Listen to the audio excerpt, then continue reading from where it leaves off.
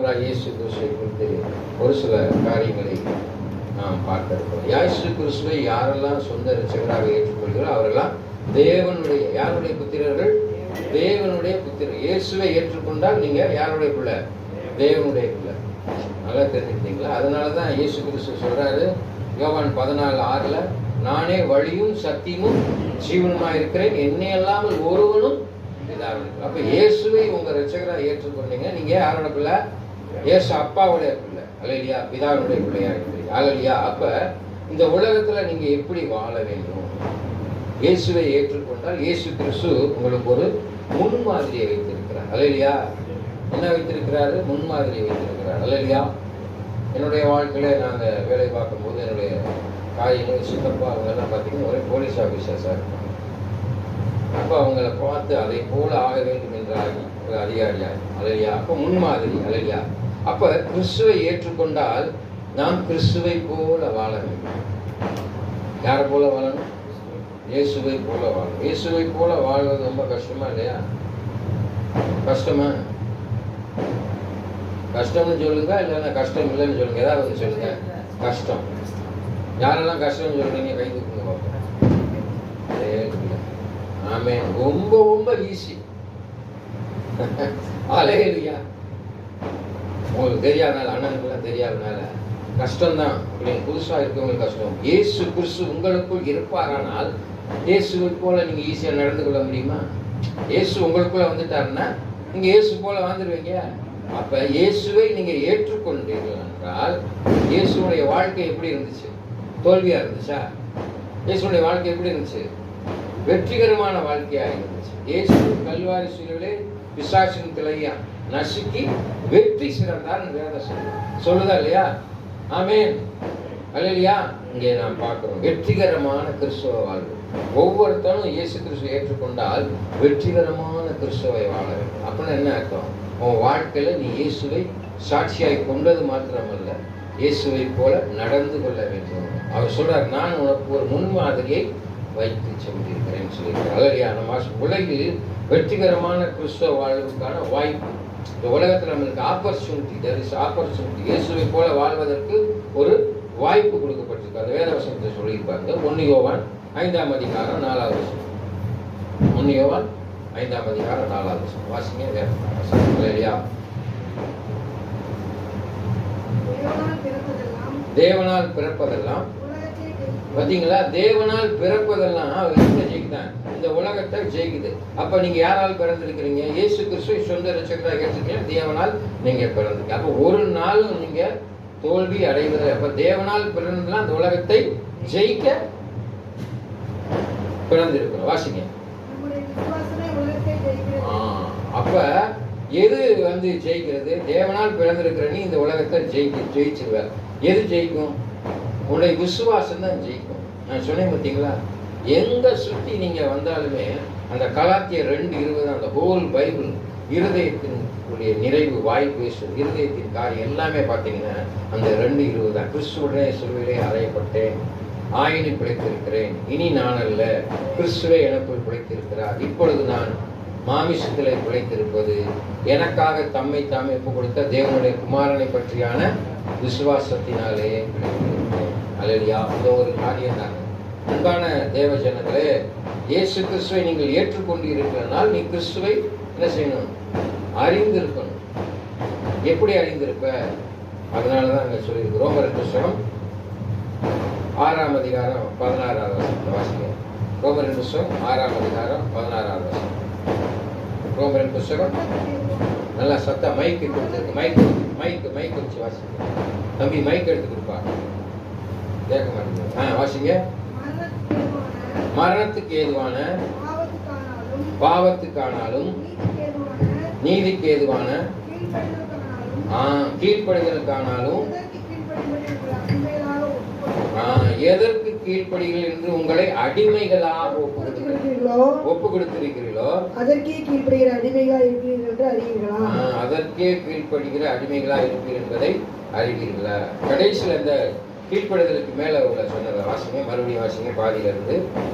எதற்கு எதற்கு கீழ்ப்படியும்படி உங்களை அடிமைகளாக எதற்கு கீழ்ப்படியும்படி உங்களை அடிமைகளாய் ஒப்பு கொடுத்திருக்கிறீர்களோ இயேசு கிறிஸ்துவை நீங்க ஏற்றுக்கொண்டீங்கன்னா நீங்க இயேசு கிறிஸ்துவுக்கு அடிமையா இருக்கணும். இன்னைக்கு உலகத்துல நம்ம எதுக்கு அடிமையா இருக்கிறோம்? அல்லையா, பொண்டாட்டி இல்லைன்னா கூட பரவாயில்ல, செல்போன்லாம் ஒருத்தர் இருக்க மாட்டேங்க. அல்லையா, பொண்டாட்டி இல்லைன்னா கூட பரவாயில்ல, செல்போன் இல்லைன்னா அவனுக்கு பைத்தியம் பிடிச்சிருக்கு.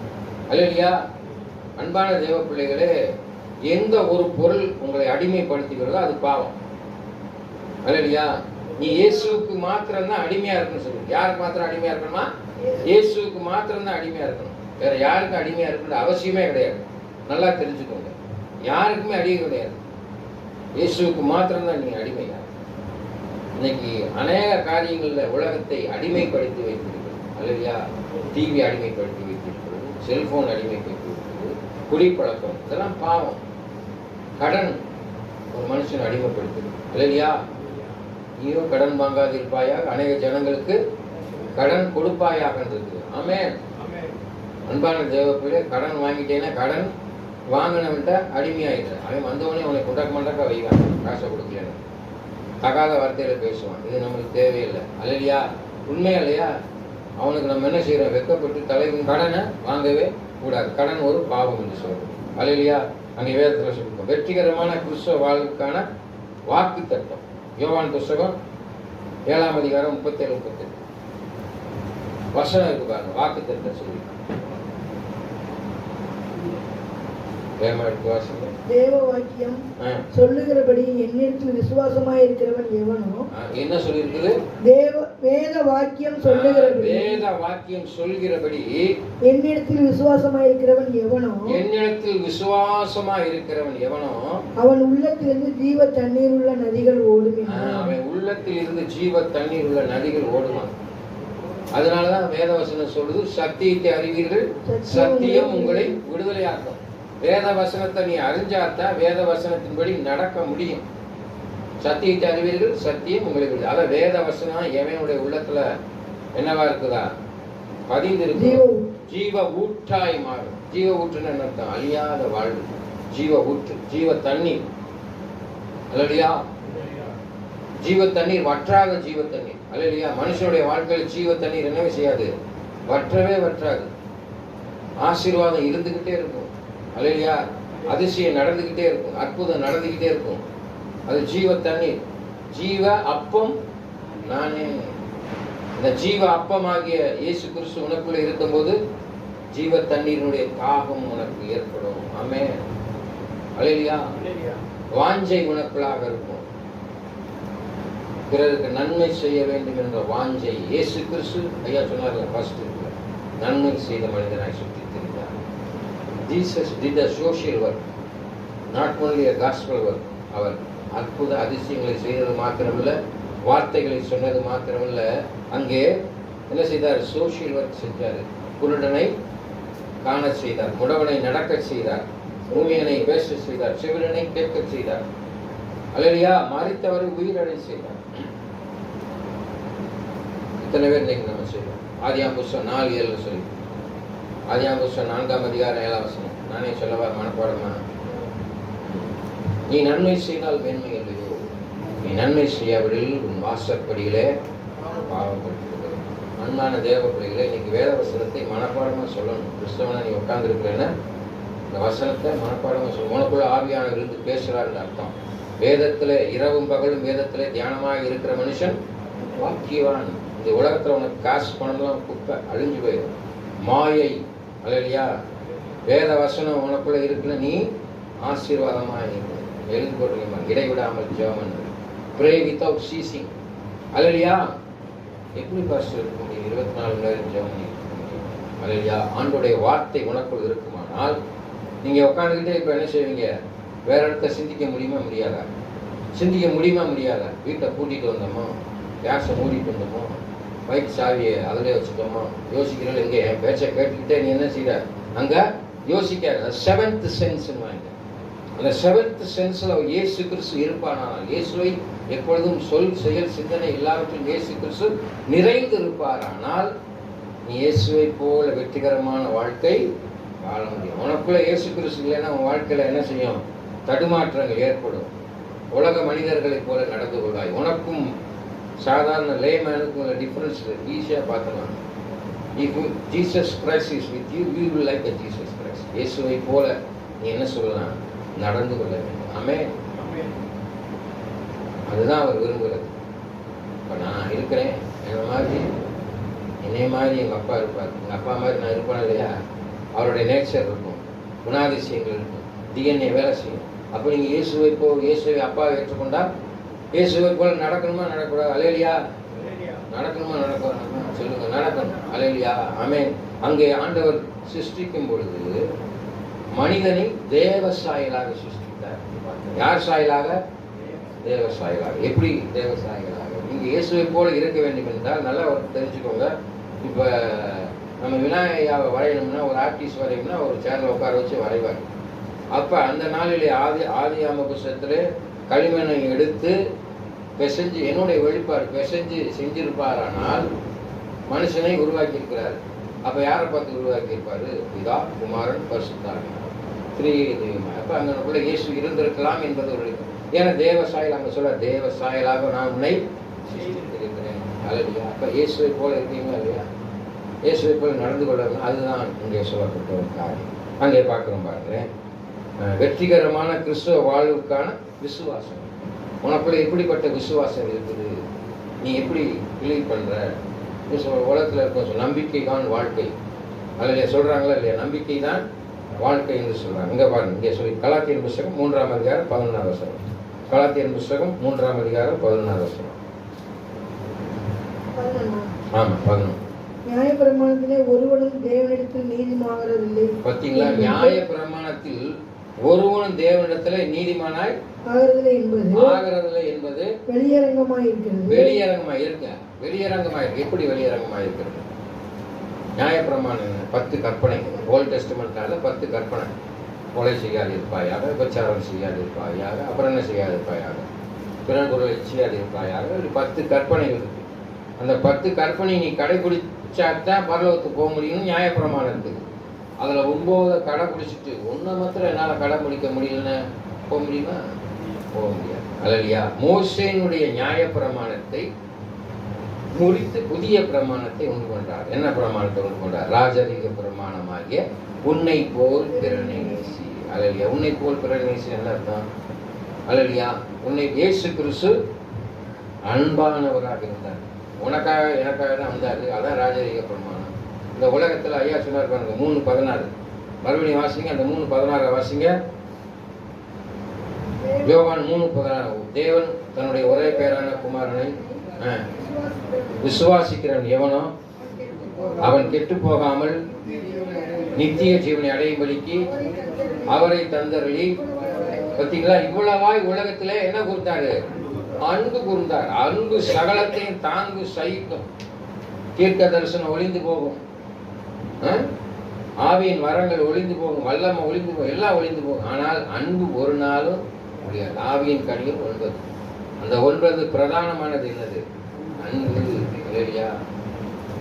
அதனால தான் கடந்த வாரத்தில் சொன்னேன், கணவன் மனைவிக்கு இடையே உள்ள காரியத்தை பகிர்ந்து சொன்னேன். இல்லையா? அப்ப அன்பு என்பது ஒரு பிரதானமான காரியமாக இருக்குது.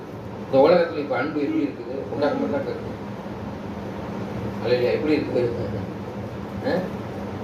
அல்லையா? யாருனாலும் நேசிக்கலாம். Wrong things. அல்லையா? மிஸ்யூஸ் பண்றாங்க அன்பை. எத்தனை பேர் மிஸ்யூஸ் பண்றாங்க? கணவன்மார் மிஸ்யூஸ் பண்றாங்க, மனைவிமார் மிஸ்யூஸ் பண்றாங்க. You cannot see virginity in this world. இன்னைக்கு கற்புள்ள ஸ்திரீகளை பார்க்க முடியவில்லை. ஆமென். அல்லேலூயா. பெண்களை அதாவது பெண்கள் சந்ததிகளை உண்டு பண்ணுறவங்க.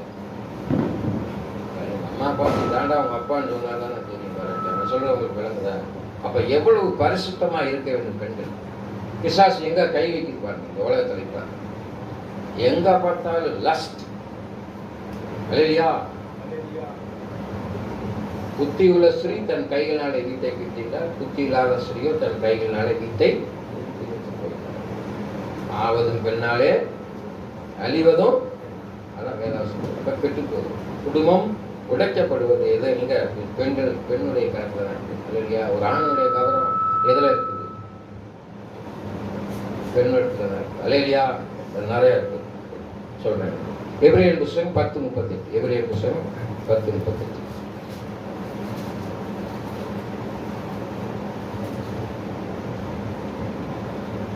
விசுவாசத்தினாலே நீதிமான் பிழைப்பான், பின்வாங்கி போவானாகில் விசுவாசத்தினாலே நீதிமான் பிழைப்பான். நீங்க விசுவாசித்தீங்க, நீதியா உலக முடியும். நீதிமான் இன்னும் தன்னை நீதிமான் என்று சொல்லிக் கொள்ளட்டும், பரிசுத்தவன் இன்னும் தன்னை பரிசுத்தப்படுத்திக் கொள்ளட்டும். நான் சொல்லுவேன் அடிக்கடி உதாரணம், ஒரு பால் சட்டியை நீங்க விளக்கணும், நல்லா சுத்தமா விளக்கி அதை திருப்பி பால் காய்ச்சினா தான் அது கெட்டு போகாம இருக்கும். விளக்காம இருந்தா என்ன செய்யணும்? பால் திரைஞ்சு போயிடும். இல்லையா? உண்மைதானே?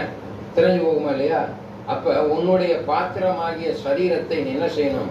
You have to cleanse each and every day. அதுக்கு நிறைய காரியம் இருக்குது. அல்லையா? கண்ணானது சரீரத்தின் விளக்காய் இருக்கிறது.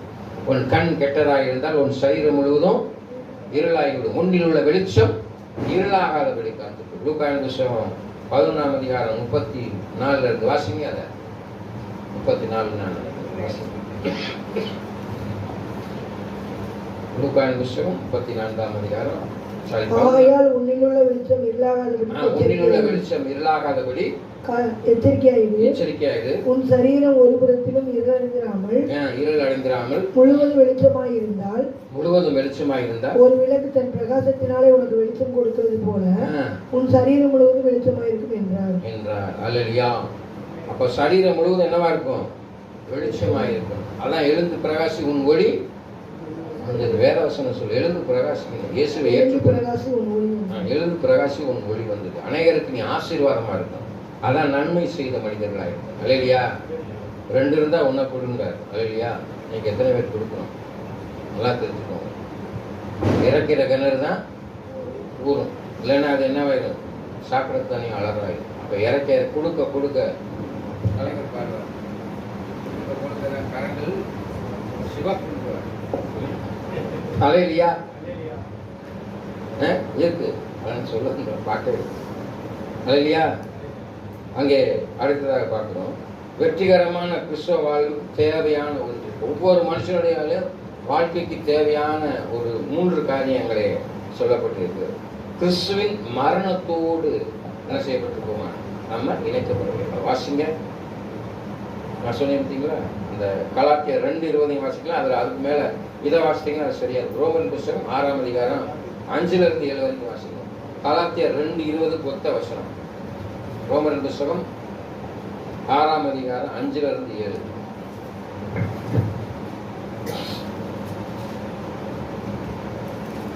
ஆதலால் அவருடைய மரணத்தின் சாயலில்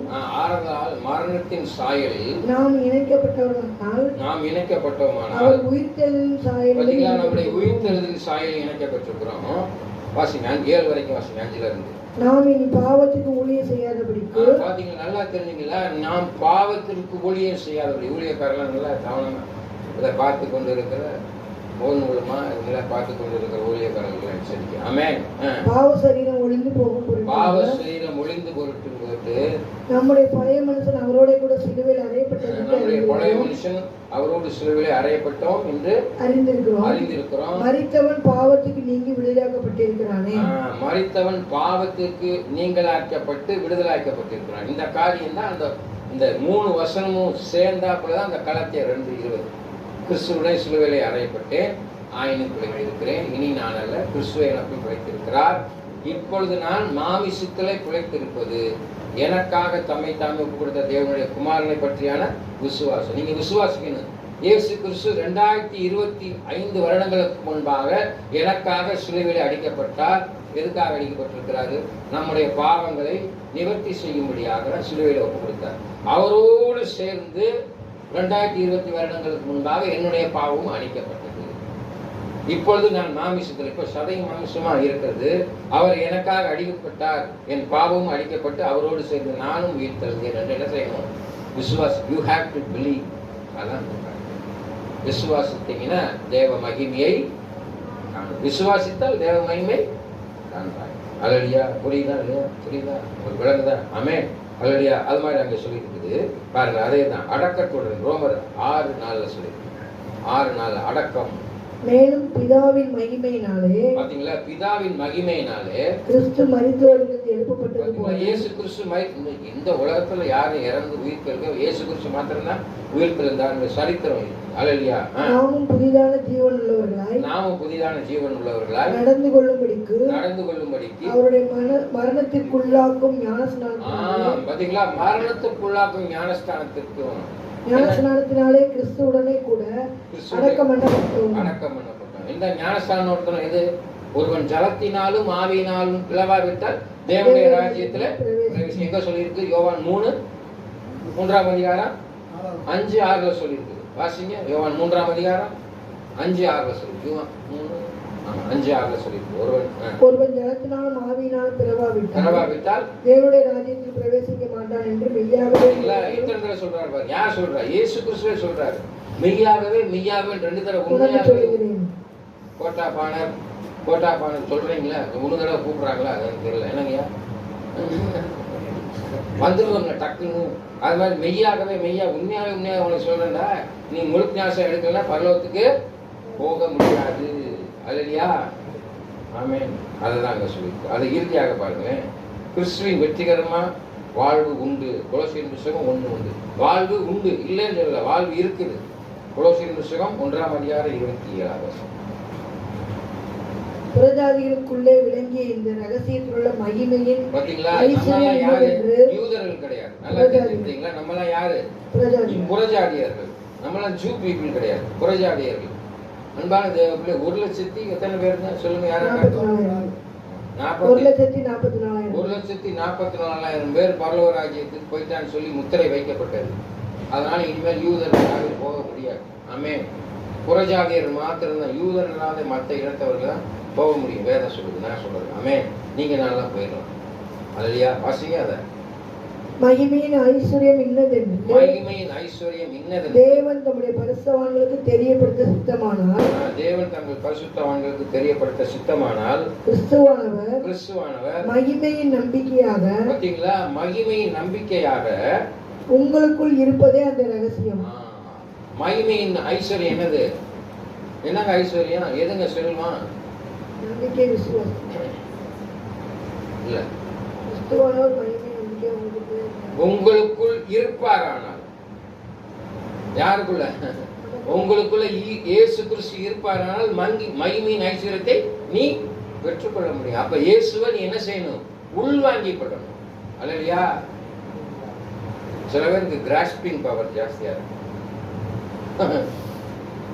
போகும்போதே அந்த ஒரு பாட்டு பாடினா சக்குன்னு முடிவு. சில காரியங்களை பிக்பிங் பேசிட்டு இருக்க காரியங்கள் அப்படியே மனசுல பண்ணி கிராஸ்பிங் பவர் உள்வாங்கிக்கிறோம். பார்த்தீங்களா? அதை நீங்க இயேசுவை உள்வாங்கி கொண்டீங்கன்னா மகிமையின் ஐஸ்வர்யத்தை பெற்றுக்கொள்ள முடியும். அதுதான் சொல்லி. அப்ப அங்கே இறுதியாக சொல்லி வெற்றிகரமான கிறிஸ்தவ வாழ்வுக்கு தேவையான ஒப்பு கொடுத்தல். நீங்க என்ன செய்யணும்? அதுக்கு ஒப்பு கொடுக்கணும். எப்படி ஒப்பு கொடுக்கணும்? வாசிங்க. ரோமரின் புத்தகம் 6 அதிகாரம் 13 Confess, you have to confess yourself.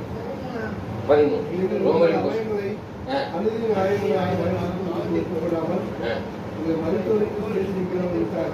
ரெண்டு மூணு பேர் வாசித்தீங்கன்னா எப்படி நடத்த முடியும்? சிஸ்டர் வாசிங்க.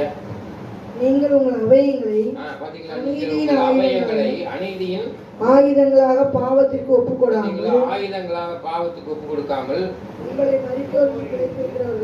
உங்களை மரித்தோரிலிருந்து பிழைத்திருக்கிறவர்களுக்காக தேவனுக்கு ஒப்பு கொடுத்து நீதிக்குரிய ஆயங்களாக. எப்படிங்க? என்ன அர்த்தம்? இன்னொரு வசனம் இருக்கு. உங்கள் அவயங்களை அசுத்தத்திற்கு ஒப்பு கொடுத்தார்கள், உங்கள் அவயங்களை பரிசுத்தத்திற்கு ஒப்பு கொடுத்தாங்க. அதான் நான் சொன்னேன் பார்த்தீங்களா, ஒரு ஸ்திரீயை இச்சையோடு பார்த்தாயிட்டாலே விபச்சாரம் செய்தாங்க. அல்லையா? மாமிச இச்சை என்ன செஞ்சிடும்? விபச்சார பாவம் செய்யறோம். விபச்சாரத்திற்கும் வேசித்தனத்திற்கும் வித்தியாசம் இருக்கு. அல்லையா? விபச்சாரத்திற்கும் வேசித்தனத்திற்கும் வித்தியாசம் இருக்கு. விபச்சாரம்னா தன் சரீரத்தை விற்பது, லஸ்டுக்கு, இச்சைக்கு விற்கிறது. வேசித்தனம் என்பது புருஷன் மனைவிக்கு விரோதமாய் செய்வது. மனைவி புருஷனுக்கு விரோதமாக வேசித்தனம். வேசித்தனம் முகாந்தரம் இன்றி தள்ளுகை சீட்டு கொடுக்கக்கூடாது. வேத புத்தகத்தில் இருக்கு. ஆமென். மோசேயினுடைய எழுத கடினத்தின் நிமித்தம் வேசித்தனம் முகாந்தரமின்றி தள்ளுகை சீட்டு கொடுக்க கூடாது. மத்தேயு சொல்றார். அல்லேலூயா. 19ஆம் அதிகாரம் 9ஆம் வசனம் நினைக்கிறேன்.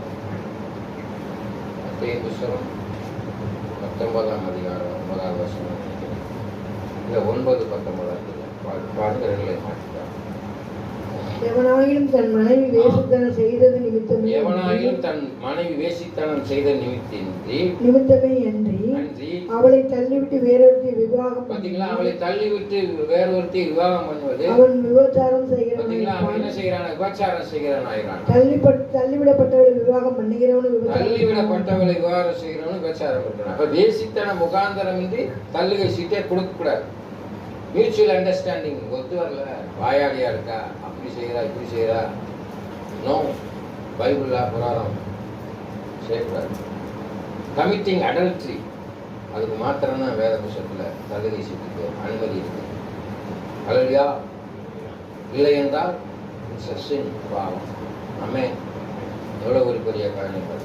அமேன். அதுதான், அதை யாரு அதை ஜெயிக்கிறீங்களோ வெற்றிகரமான வாழ்வை வாழ முடியும். ஆமென். அல்லேலூயா. என்ன அமைதியாயிட்டீங்க? அல்லேலூயா. ரொம்ப ஆழ்ந்த சிந்தனைக்கு யோசிக்க ஆரம்பிச்சீங்க. அல்லேலூயா. இது எத்தனை பேருக்கு இப்போ சொன்ன காரியம் புரிஞ்சிச்சு? நீ வெற்றிகரமான கிறிஸ்தவ வாழ்வுக்கு எத்தனை சுருக்கமா ஒரே ஒரு இவ்வளவு நேரம் நான் பிரசங்கம் பண்ணேன், ஒரே ஒரு வார்த்தையில சொல்லுங்க பார்ப்போம். என்ன செய்யணும்? வெற்றிகரமான கிறிஸ்தவ வாழ்வுக்கு நீங்க என்ன செய்ய போறீங்க? அப்போ நான் சொன்னது ஐயா, நீங்க அமைதியா இருக்க சொல்லுங்க. ஆமே. கிறிஸ்து நம்மளுக்குள்ள இருந்தால்தான் தேவ மகிமையை காண முடியும். கடைசியா வாஸ்தவம்ல அதான் வெற்றிகரமான கிறிஸ்துவ வாழ்வுக்கு தேவையான ஒப்பு கொடுத்தல். கிறிஸ்து உனக்குள்ள இருந்தால்தான் தேவ மகிமையை காண முடியும். ஆமே. கண்களை முடிச்ச பரிசுத்தம் மகா இரக்கமும் கிருபை நிறைந்த எங்கள் ஆண்டவராகிய இயேசு கிறிஸ்து ஆண்டவர், இந்த புதிய வருடத்துல வெற்றிகரமான கிறிஸ்துவ வாழ்வை வாழ்வதற்கு நாங்கள் என்ன செய்வோம் என்பதை குறித்து தியானித்து வந்தோம். அப்பா பிதாவே, இந்த நாளிலே நாங்கள் இயேசுவை போல வாழும்படியான அளவு கிருபை தாங்க. தேவ கிருபை இல்லாம இந்த உலகத்துல ஒண்ணுமே செய்ய முடியாதுன்னு சொல்லியிருக்கிறேன். தேவ பிரசன்னத்தை உணர்ந்து கொண்டு இயேசுவாகிய நீர் விட்டு சென்ற முன்மாதிரியை நாங்கள் பின்பற்றி நடக்க வேண்டும் என்று பிதா குமாரன் பரிசுத்தாவின் நாமத்தினாலே வேண்டிக் கொள்கிறேன். சிலத்தாப்பனே ஆமென். என் ஆத்துமாவே கர்த்தரை ஸ்தோத்திரி, என் முழுமையார் பரிசுநாமத்தை ஸ்தோத்திரி, என் ஆத்துமாவே கர்த்தரை ஸ்தோத்திரி, கர்த்தர் செய்த சகல உபகாரங்களை மறவாதே. ஆமென். நாம் ஆண்டவராகிய இயேசு கிறிஸ்துவின் கிருபையும் பிதாவாகிய என்னுடைய அன்பும் பரிசுத்த ஆவியான அந்நியமும் இப்பொழுதும் எப்பொழுதும் சதா காணுதே இருப்பதாக. கர்த்தர் தாமே